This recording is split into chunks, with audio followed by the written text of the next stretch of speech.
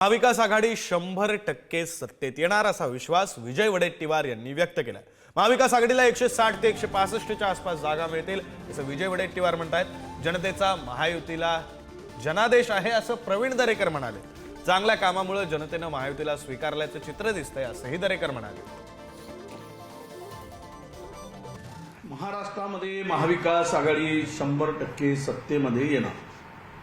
आम्ही 165 जागा 160 ते 65 जागा आम्ही जिंकू आणि आम्हाला पूर्णतः विश्वास आहे, कारण या सरकारच्या संदर्भात जो काही एक रोष होता लोकांमध्ये, लोकांना बदल हवा होता आणि या सगळ्या गोष्टी अनेक गोष्टी कारणीभूत आहेत।